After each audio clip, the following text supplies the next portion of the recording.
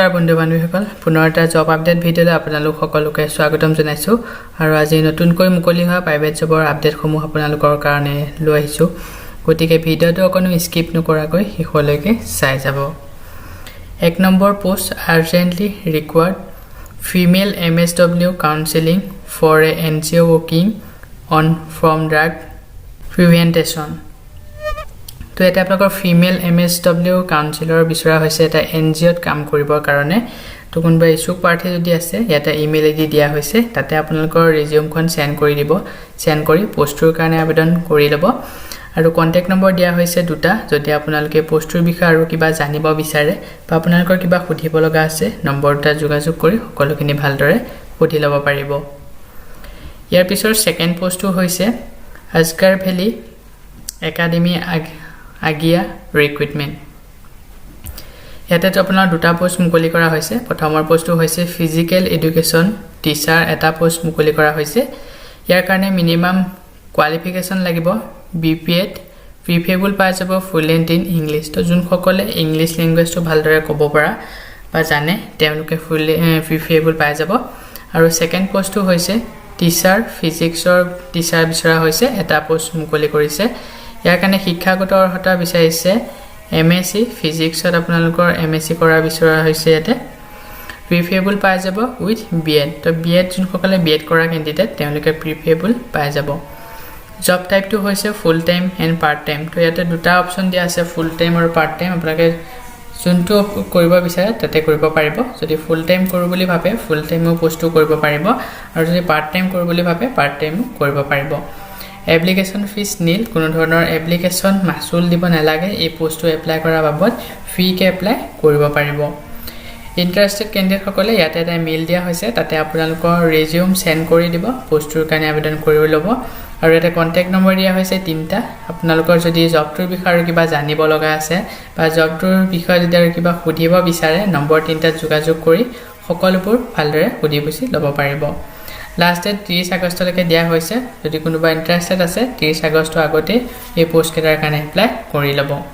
তো এইখিনিতে আপোনালোকৰ কাৰণে এটা সৰু ৰিকুৱেষ্ট যদি আপুনি আমাৰ চেনেলত নতুনকৈ আহিছে তেনেহলে চেনেলটো সাবস্ক্ৰাইব কৰি ৰাখিবলৈ একেবাৰে নেপাহৰিব আৰু ভিডিঅটো চাই ভাল পালে ভিডিঅটো এটা কৈ লাইক কৰি দিব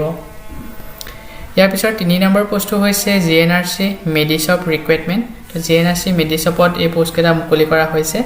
প্ৰথমৰ পোষ্ট হৈছে এসিস্ট্যান্ট ক্যাটেগৰি মেনেজাৰ দুটা পোষ্ট মুকলি কৰিছে তো এসিস্ট্যান্ট ক্যাটেগৰি বিভাগৰ দুটা পোষ্ট মুকলি কৰা হৈছে ইয়াৰ কাৰণে শিক্ষাগত অৰ্হতা MBA in Supply Chain Management BBA in Retail Management বিচৰা হৈছে ইয়াৰ কাৰণে এক্সপেৰিয়েন্স বিচৰা হৈছে 2 পৰা 5 বছৰ purchase executive manager of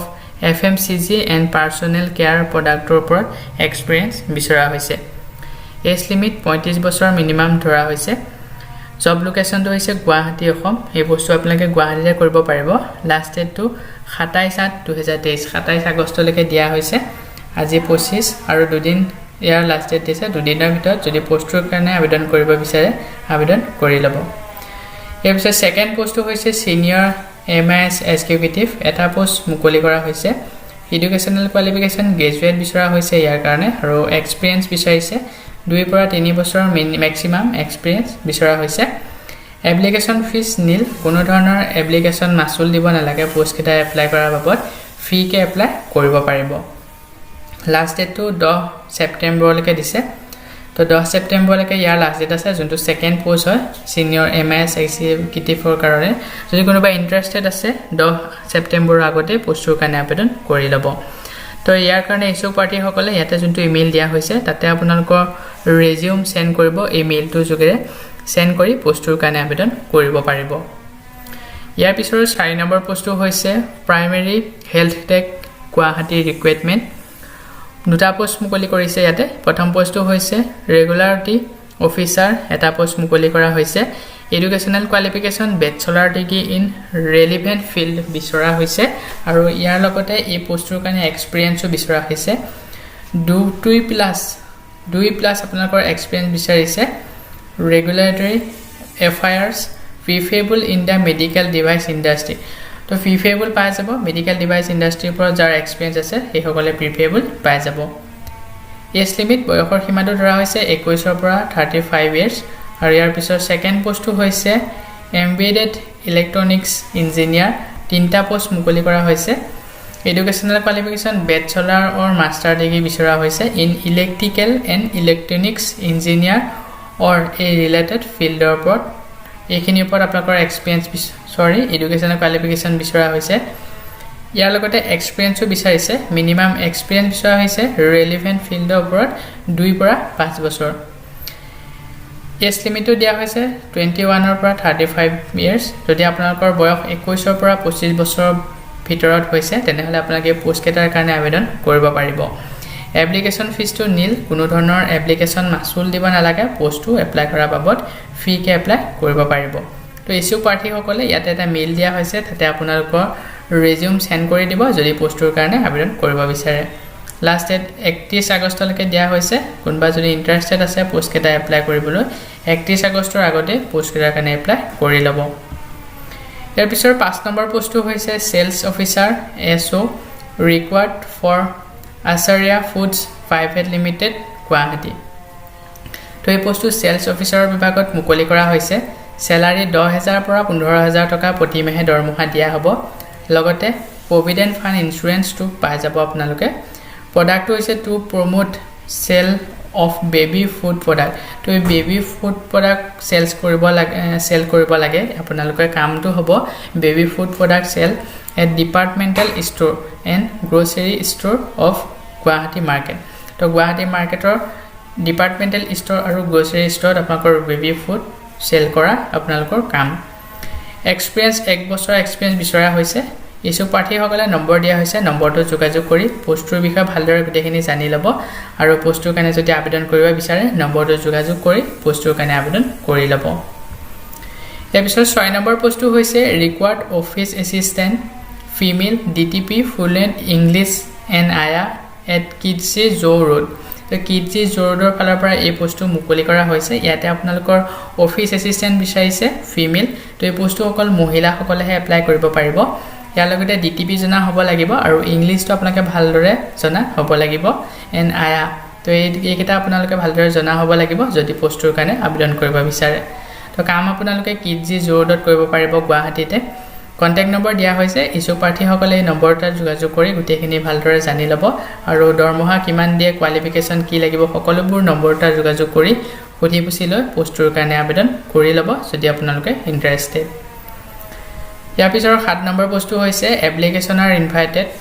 from the post of Bisleri company at Guwahati only male candidate apply তো এই পোষ্টটো গুৱাহাটীতে মুকলি কৰা হৈছে বিছলেৰী কোম্পানী ফালৰ পৰা তো আপোনালোকে বিছলেৰী পানী বটলবিলাক দেখিছে সেই পানী বটলৰ কোম্পানীত বহুকেইটা পোষ্ট মুকলি কৰা হৈছে আৰু ইয়াৰ কাৰণে অনলি মেল কেণ্ডিডেট বিচৰা হৈছে ফিমেল সকলে এই পোষ্টৰ কাৰণে আবেদন কৰিব নোৱাৰিব তো ইয়াতে পোষ্ট মুকলি কৰা হৈছে প্ৰথমৰ পোষ্টটো হৈছে পেকেজিং সেকেন্ড পোষ্টটো হৈছে ষ্ট'ৰ কিপাৰ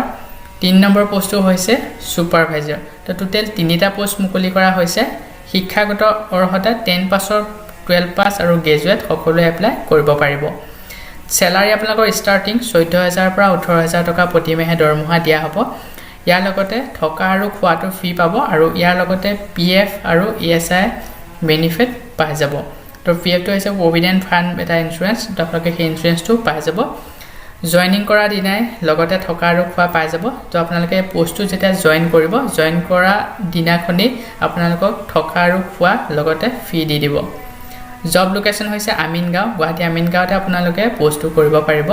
ডাইৰেক্ট জয়েনিং নো কনসালটেন্সি তো এই পোষ্টৰ কাৰণে কোনো ধৰণৰ এপ্লিকেশন ফিজ বা কোনো ধৰণৰ টকা দিব নালাগে ফ্ৰী কে এপ্লাই কৰিব পাৰিব ইয়াৰ কাৰণে কোনো আপোনালোকে টকা নিদিব ফ্ৰী কে এপ্লাই কৰিব পাৰিব আৰু ডাইৰেক্ট জয়েনিং কৰিব পাৰিব তো ইয়াৰ কাৰণে আপোনালোকে কোনো ধৰণৰ ইন্টাৰভিউ দিব নালাগে বা কোনো ধৰণৰ পৰীক্ষা দিব নালাগে তো ইছ্যু প্ৰাৰ্থীসকলে এটা কন্টেক্ট নম্বৰ দিয়া হৈছে নম্বৰটো যোগাযোগ কৰি কোনোবা যদি ইন্টাৰেষ্টেড আছে পোষ্টৰ কাৰণে আবেদন কৰি ল'ব আৰু পোষ্টৰ বিষয়ে যদি কিবা জানিব বিচাৰে নম্বৰটো যোগাযোগ কৰি আপোনালোকে গোটেইখিনি ভালদৰে জানি ল'ব পাৰিব লাষ্ট ডেট দিয়া হৈছে 5 ছেপ্টেম্বৰলৈকে তো অতি সোনকালে পোষ্টৰ কাৰণে আবেদন কৰি ল'ব বহুত ভাল পোষ্ট মুকলি কৰিছে ইয়াৰ পিছৰ 8 নম্বৰ পোষ্টটো হৈছে 1 full time chartered accountant CA in required for overall management of finance and account division of a reputed private limited company based at Guwahati. তো গুৱাহাটী এটা কোম্পানীৰ ফালৰ পৰা ইয়াতে আপোনালোকৰ ফুল টাইম চাৰ্টেড একাউন্টেন্ট বিচৰা হৈছে তো ইয়াতে আপোনালোকৰ ফাইনান্স আৰু একাউন্টেন্সৰ ওপৰত কাম কৰিব লাগিব স্যালাৰি 75000 পাৰ মান্থ দৰমহা দিয়া হ'ব মানে 75000 টকাকৈ প্ৰতি মাহে দৰমহা পাই যাব যদি আপোনালোকে ইন্টাৰেস্টেড পোষ্টৰ কাৰণে ইয়াতে এটা মেইল দিয়া হৈছে তাতে আপোনালোকে ৰিজিউম সেন্ড কৰি দিব ইছুক পাৰ্টি সকলে আৰু এটা কন্টাক্ট নম্বৰ দিয়া হৈছে নম্বৰটো যোগাযোগ কৰি পোষ্টৰ বিষয়ে গুটেখিনি ভালদৰে জানি ল'ব পাৰিব যদি আপোনালোকৰ কিবা সুধিব লগা আছে কিবা ডাউট আছে নম্বৰটো যোগাযোগ কৰিব সকলোখিনি ভালদৰে বুজি বুজি ল'ব পাৰিব ইয়াৰ পিছতে 9 নম্বৰ পোষ্টটো হৈছে ওয়ান্টেড মেনেজাৰ যোনটো শেষৰ পোষ্ট ইয়াৰ কাৰণে স্যালাৰি 20000 পৰা 25000 টকা দিয়া হ'ব ইয়াতে মেনেজাৰ বিভাগত পোষ্ট মুকলি কৰিছে আৰু স্যালাৰি পাব 20000 পৰা 25000 টকা প্ৰতি মাহে ইয়াৰ লগতে আৰু এটা পোষ্ট মুকলি কৰা হৈছে manager operation and accountant assistant with sound knowledge তো এই পোষ্টৰ কাৰণে আপোনালোকৰ সাউণ্ডৰ ওপৰত নলেজ থাকিব লাগিব ইয়াতে আপোনালোকৰ মেনেজাৰ অপাৰেশন লগতে একাউন্টেন্ট এসিস্টেন্ট বিচৰা হৈছে দৰমহা পাব 13000 পৰা 16000 টকা প্ৰতি মাহে দৰমহা পাই যাব direct posting at Vision International Tech Ganeshguri Guwahati তো ইয়াতে আপোনালোকে ডাইৰেক্ট পোষ্টিং কৰিব পাৰিব ইয়াৰ কাৰণে কোনো ধৰণৰ ইন্টাৰভিউ বা এক্সাম দিব নালাগে ইছুক প্ৰাৰ্থী সকলে ইয়াতে এটা ইমেইল আইডি দিয়া হৈছে তাতে আপোনালোকৰ ৰিজিউম সেন্ড কৰি দিব যদি আপোনালোকে পোষ্টৰ কাৰণে ইন্টাৰেস্টেড এপ্লাই কৰিব বিচাৰে আৰু এটা WhatsApp নম্বৰ দিয়া হৈছে দুটা নম্বৰ দিয়া হৈছে WhatsApp যদি আপোনালোকে ইমেইলৰ দ্বাৰা পঠাব নোখোজে বা আপোনালোকৰ WhatsApp নম্বৰ দিয়া হৈছে WhatsApp নম্বৰৰ যোগেদি আপোনালোকে ৰিজিউম সেন্ড কৰি পোষ্টৰ কাৰণে আবেদন কৰিব পাৰিব সো বন্ধু বান্ধৱীসকল এইকেইটা আছিল আজি আপোনালোকৰ কাৰণে লোৱা প্ৰাইভেট জবৰ আপডেট আপোনালোকে যদি পোষ্টসমূহৰ কাৰণে এপ্লাই কৰিব বিচাৰে এপ্লাই কৰিব পাৰিব ইয়াতে সকলোবোৰ ডিটেইলছ দিয়া হৈছে আৰু কোনটো পোষ্ট মহিলা এপ্লাই কৰিব পাৰিব মই কৈ দিছো সেইদৰে মহিলাসকলে সেই পোষ্টকেইটাৰ কাৰণে এপ্লাই কৰিব আৰু যোনসকল পোষ্টত ফিমেলে এপ্লাই কৰিব নোৱাৰে সেই পোষ্টসমূহৰ কাৰণে ফিমেলে এপ্লাই নকৰিব তো আশা কৰো ভিডিওটো চাই আপোনালোকে উপকৃত হ'ব আমাৰ চেনেলটো যদি সাবস্ক্ৰাইব কৰা নাই এতিয়ালৈকে চেনেলটো সাবস্ক্ৰাইব কৰি ৰাখিব কাষতে দিয়া বেল আইকনটো প্ৰেছ কৰি অল কৰি ৰাখিব এনে ধৰণৰ নতুন নতুন জবৰ আপডেটৰ নটিফিকেশনবোৰ পাই থাকিবৰ কাৰণে আৰু এই পোষ্টসমূহ এপ্লাই কৰাৰ বাবদ আপোনালোকে এটকাও মাচুল দিব নালাগে ফ্ৰীকে এপ্লাই কৰিব পাৰিব আজি ভিডিওটো ইমানে আছিল ভিডিওটো চাই যদি ভাল পায় ভিডিওটো লাইক কৰি দিব ভিডিওটো চোৱাৰ বাবে ধন্যবাদ